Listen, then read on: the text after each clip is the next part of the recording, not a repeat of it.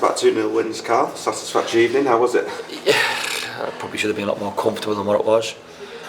We felt we should have got more out of the game, and I thought some of our football in the first half was deserving of a much higher and more aggressive scoreline. I had a little bit of dig at them at half time because you can't play that well and only really have 2 shots on target.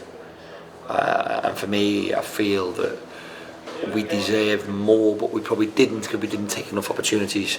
And it was so random today, the amount of the ball just didn't drop to us, especially in the second half. And then you see complete team spirit, but I'll argue if you want to be ruthless, you've got to take it yourself when Cole tries to get kill of that goal because he knows how much he wants one.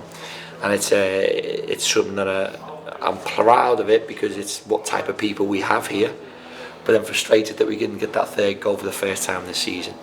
But we soldiered on, we're in the top half of the table, the 3rd round of the FA Cup, young players, loads of energy, some positive performances in this half of the season so far, and hopefully a lot more to come.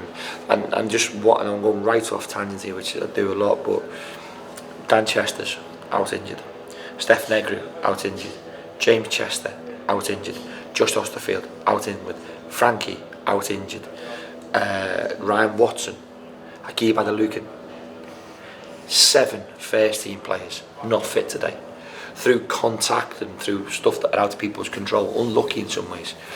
So to have that many players that aren't available for the game like this is also frustrating for me, and you just wish that we had that real group. I walk in after the game here and I see all these players not fit. That's frustrating for us.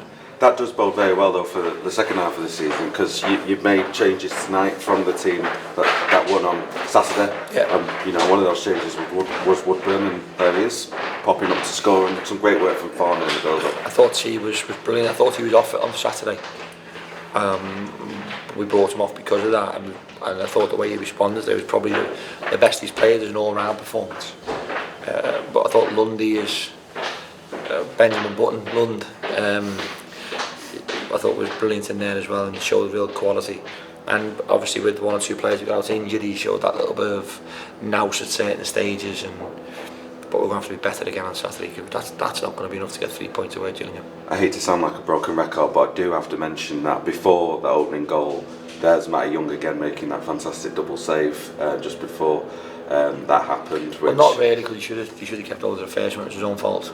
There we go then. There we go. We can move on. And then into the second half, just to mention for Stockton's goal, he's scored back-to-back games now, but Minoga in the build-up as well. I mean, that was a good goal. Well, again, I thought John Taylor was probably one of our best players on Saturday. And we rested Hadjin and we rested John today. And I've sorted out, I've got a real big decision to make for the weekend, but really pleased with how Hadj performed today. I think at times there's an inconsistency in that. I think he's got to find more of a consistency in his output, and if he does, he'll be a really good player. And he showed glimpses tonight of some real tenacious, hard-working, consistent football, and that's something that he's going to need for forthcoming games.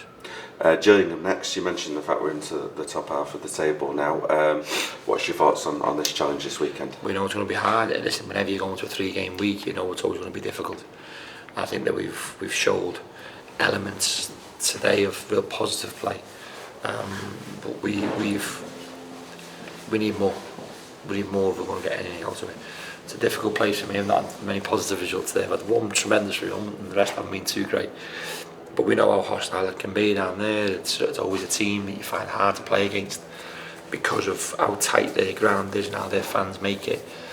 Like I lived in that part of the world when I was a child for a long period of time, so I know how they get behind their players, and I know how hard they make it for opposition teams and fans as well. So listen, I worry about that. And tomorrow morning when I wake up, and we'll go and watch them play tomorrow night away at Bromley, and hopefully Bromley will challenge them and make it difficult for them and give us a team that we come up against on Saturdays with some weary legs. And one last question, Karl. Obviously, it's all about the league now for the next month, but while I've got you, just your reaction to last night and that draw that came up. I do have to ask. Yeah, no, it's cool. It's I'm over the moon for some of our young players with that opportunity to go and play it. It's arguably one of the best football clubs we've ever seen.